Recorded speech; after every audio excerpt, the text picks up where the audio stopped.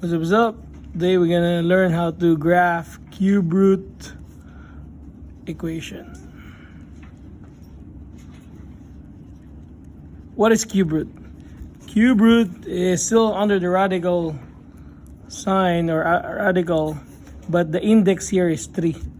Okay, the parent function of the cube root equation or function is y equals cube root of x. Okay, how is this different from the square root? First, beside from the index is 3.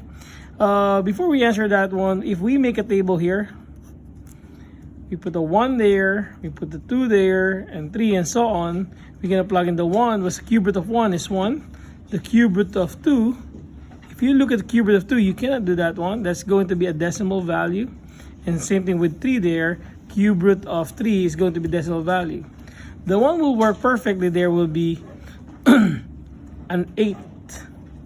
If I plug in an 8 there, cube root of 8, if you break it down, 4 and 2, 2 and 2, the index of 3 tells you that you have to group them into 3s. The answer will be 2. So you will see that the graph becomes like 1, 1, and then 8, 2. 1, 2, 3, 4, 5, 6, 7, 8, 2. And obviously the 0 there, the cube root of 0 is still 0. So the origin is going to be like that. So the pattern there is really like 1 up, 1 over, 1 up over 7. It's a 1, 7. Okay? But that's it? It's just like a square root? No. Because what is a cube root of negative 1? So means say we can have a negative here. And a cube root of negative 1 here, guys, it's here. Negative 1 times negative 1 times negative 1. What's negative 1 times negative 1? It's positive 1.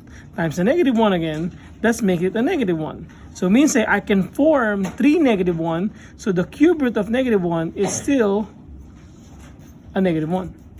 Unlike the square root, every time you put a negative, if you put the square root of a negative 1, the answer will be not possible because it's going to be imaginary. But for cube root, it will work.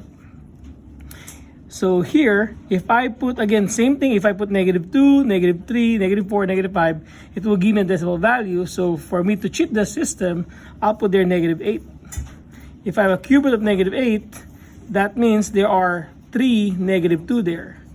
How did I know that one? Because negative 2 times negative 2 is positive 4 times negative 2 for the third time, that will make it negative 8.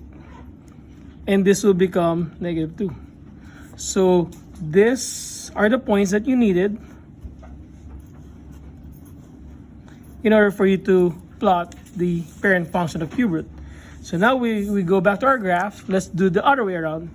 So negative 1, and then go 7, 1, 1, 2, 3, 4, 5, 6, 7, somewhere there, which I mess up. So it's going to be somewhere here, like that. Okay, like a letter S, like Saucony. You know Saucony? Is that how I pronounce it? It's a kind of brand of shoes. Let's do one more. Y equals cube root of x minus 2. Okay, so the pattern again is 1, 7, positive and negative. So the origin, but hold on, there's a minus 2. Means say you're gonna go down by 2. So this will be your starting point. So you're gonna go up 1 over 1, up 1 over how many to the right? 7. 1, 2, 3, 4, 5, 6, 7. And that's the positive. The negative is going to the left. Down 1, left 1. Down 1, 7 to the left. 1, 2, 3, 4, 5, 6, 7. And our graph is just like S or Saucony. Okay. Anyway, one more. Y is equal to, let's say, cube root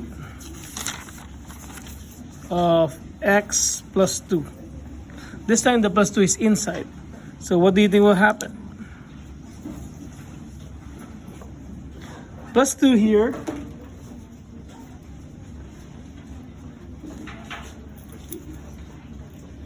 tells you to go left 2 also.